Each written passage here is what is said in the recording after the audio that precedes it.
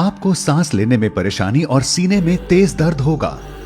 आपकी चखने और सूंघने की इंद्रियां काम नहीं करेंगी और आपकी सांसें ऐसी चल रही होंगी जैसे आप अभी अभी किसी 3 मंजिला इमारत की सीढ़ियां चढ़कर आए हों।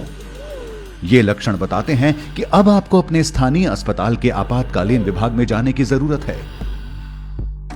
आपका इलाज कैसे होगा? आपको वेंटिलेटर पर कब रखा जाएगा? और कैसे आप पूरी तरह से स्वस्थ होने के बावजूद भी कोरोना के एक भयानक केस के शिकार हो सकते हैं? आप देख रहे हैं क्या हो अगर, और यह है क्या हो अगर आप कोरोना की वजह से अस्पताल में भर्ती हो जाएं।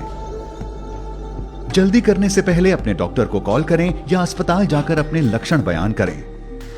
आपको ऐसा इसलिए कर लेना चाहिए क्योंकि यह भी हो सकता है कि आपके स्थानीय आपातकालीन विभाग में ज्यादा लोगों के लिए बेड की सुविधा ना हो और आपको दूसरे अस्पताल में ले जाए जाने की जरूरत हो सकती है। या हो सकता है कि आपके लक्षणों को इतना गंभीर ना समझा जाए कि उसके लिए अस्पताल की जरूरत हो। तो बेहतर यही होगा कि एक बार फोन पर जानकारी ले लें।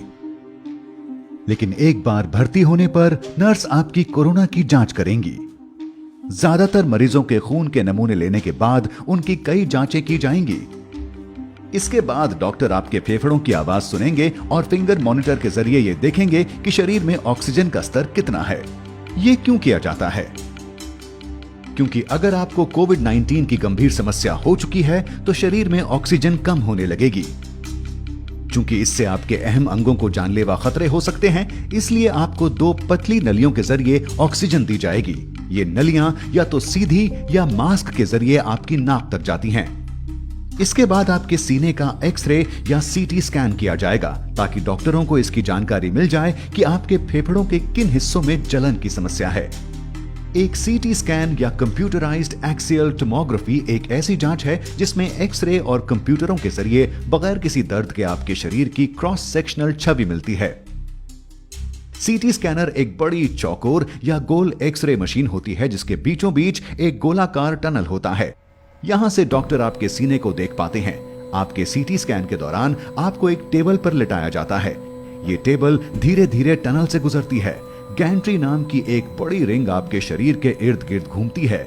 इसमें एक ऐसी ट्यूब होती है जिससे एक्सरे किरणें निकलती हैं और एक डिटेक्टर जिससे शरीर में रेडिएशन का पता लगाया जाता है। गैंट्री के घूमने से ये किरणें अलग अलग एंगल से आपके शरीर की तस्वीरें लेती हैं। फिर ये सारी सूचना कंप्यूटर तक जाती है जहां आपके फेफड़ों के 3D मॉडल की तस्वीर तैयार होती है।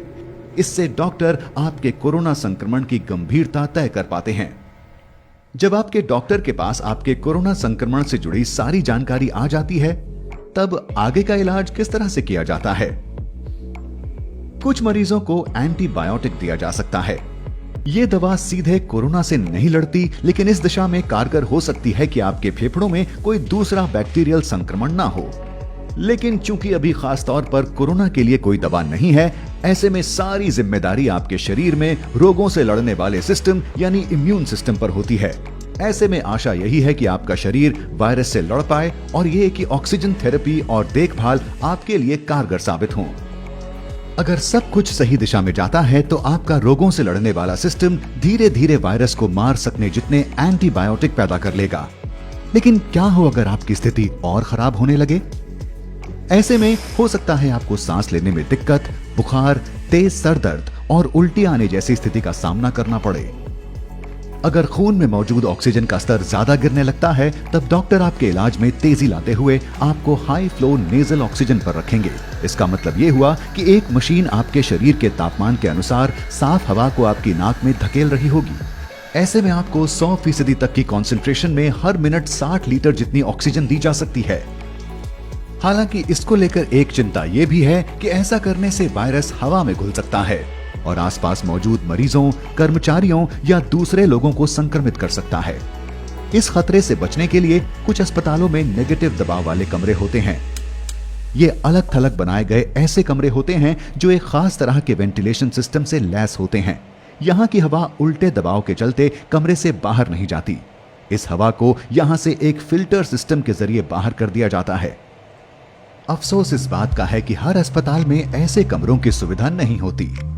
अगर हाई फ्लो नेजल ऑक्सीजन का तरीका काम नहीं करता, तब डॉक्टर आपकी जान बचाने की आखिरी कोशिश करते हुए आपको मैकेनिकल वेंटिलेशन पर रखेंगे। आपको आईवी के जरिए दवाइयां दी जाएंगी। मैकेनिकल वेंटिलेशन का पहला चरण एंडोट्रैकियल इंट्यूबेशन होता है। आपके सोने के बाद आपके डॉक्टर लैरिंगोस्कोप नाम के एक उपकरण का इस्तेमाल करेंगे। ये उपकरण एंडोट्रैकियल ट्यूब को उसकी सही जगह तक पहुंचाता है। डॉक्टर आपके सर को पीछे की ओर झुकाएंगे और लैरिंगोस्कोप को आपके मुंह के जरिए गले तक पहुंचाएंगे। यहां इस बात का खास ध्यान रखा जाता है कि ये आपके दांतों के संपर्क में ना आए। आपके डॉक्टर इसके बाद धीरे धीरे आपके एपिग्लॉटिस को उठाएंगे। ये आपके लैरिंग्स की रक्षा करने वाला हिस्सा होता है।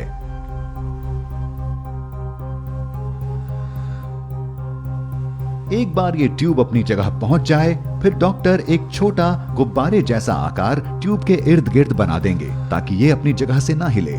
इसके बाद वो लैरिंगोस्कोप को हटाएंगे और ट्यूब को आपके मुंह के कोने में चिपका देंगे। आपके डॉक्टर ये ध्यान रखेंगे कि ये ट्यूब ठीक तरह से आपकी सांस की नली के निचले हिस्से में लगी हुई हो।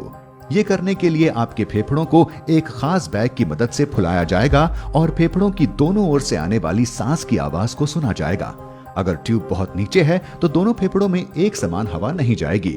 कुछ मामलों में ट्यूब की सही जगह सुनिश्चित करने के लिए इंट्यूबेशन के तुरंत बाद एक्सरे लिया जाता है। एक बार ये एंडोट्रैकियल ट्यूब अपनी सही जगह पर लग जाए, फिर आपके डॉक्टर इसे मैकेनिकल वेंटिलेटर से जोड़ देंगे, जहां एक खास तौर से डिजाइन किया पंप होता है। इस पंप के जरिए आप ऑक्सीजन की भरपूर मात्रा वाली हवा अपने फेफड़ों में लेते हैं और कार्बन डाइऑक्साइड को छोड़ पाते हैं। शरीर में ऑक्सीजन और कार्बन डाइऑक्साइड के स्तर पर नजर रखी जाती है ताकि यह सुनिश्चित किया जा सके कि वेंटिलेटर ठीक तरह से काम कर रहा है। तो अब आप सो रहे हैं और एक मशीन आपकी सांसों का ख्याल रख रही है। इस पड़ाव पर आपके बच पाने की कितनी संभावना है?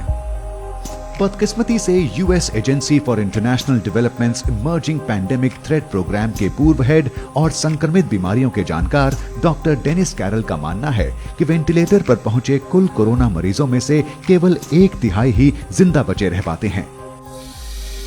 वेंटिलेटर का ज्यादा लंबे वक्त तक इस्तेमाल भी एक मरीज के लिए घातक साबित होता है। तो अगर आप इन हालातों में बचे रह जाते हैं, आपके लिए आगे का रास्ता अब और भी लंबा होने वाला है। इस बीमारी के फैलने के शुरुआती दिनों में कुछ अस्पतालों ने शुरुआती इलाज के दौरान ही मरीजों को वेंटिलेटर पर रखा था। इसके पीछे की वजह यह भी थी कि ऐसे इलाज से वायरस को हवा में फैलने से रोका जा सकता है। अब जब शोध के लिए कोरोना के कई मामले हमारे सामने हैं, स्वास्थ्य जानकारों की कोशिश है कि वो अलग अलग तरह की सांस संबंधी दिक्कतों के लिए दिशा निर्देश जारी कर पाएं और ये बता पाएं कि किन मामलों में वेंटिलेटर का इस्तेमाल किया जाना है। इनमें कुछ ऐसे निर्देश शामिल हैं, जैसे मरीज को पेट के बल लिटाना, इसे प्रोन पोजिशनिंग कहा जाता है। माना जा रहा है कि इससे फेफड़ों तक पहुंचने वाली ऑक्सीजन की मात्रा को बढ़ाया जा सकता है। तो ये सब जानने के बाद क्या वजह है कि ये वायरस कुछ लोगों में केवल एक छोटी सी बीमारी बनता है, लेकिन कुछ लोगों के स्वस्थ होने के बावजूद ये उनकी मौत की वजह तक बन जाता है? ऐसे मामलों के लिए ये कहा जा सकता है कि बड़ा नुकसान रोगों से लड़ने वाले सिस्टम के कमजोर होने से होता है, न कि खुद वायरस से। सीधे शब्दों में, जब आपके शरीर के किसी सेल को किसी बाहरी खतरे या वायरस का अंदेशा होता है, तो वो सबसे पहले खुद को खत्म कर लेता है।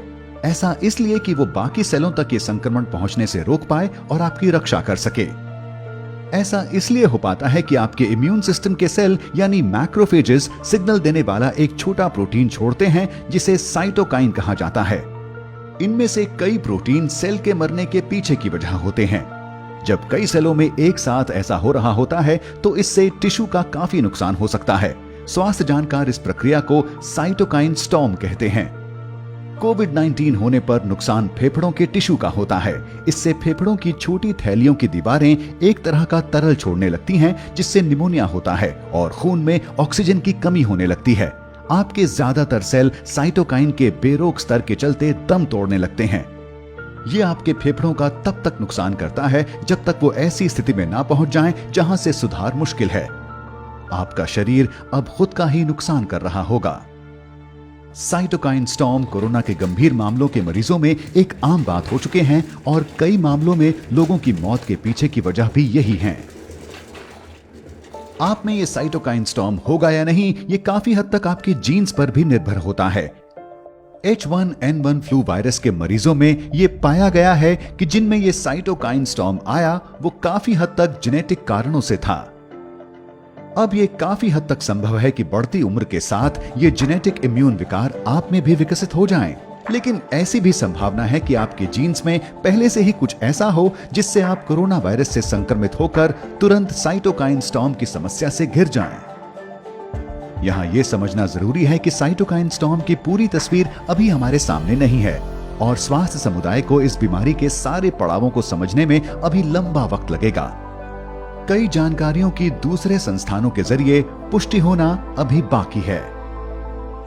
लेकिन अच्छी बात यह है कि दूसरी बीमारियों में काम आने वाले ऐसे तरीकों पर शोध जारी है जो साइटोकाइन स्टॉर्म को रोक सकें और कोरोना से लड़ सकें। साथ ही नए तरीकों की खोज की दिशा में भी लगातार काम किया जा रहा है।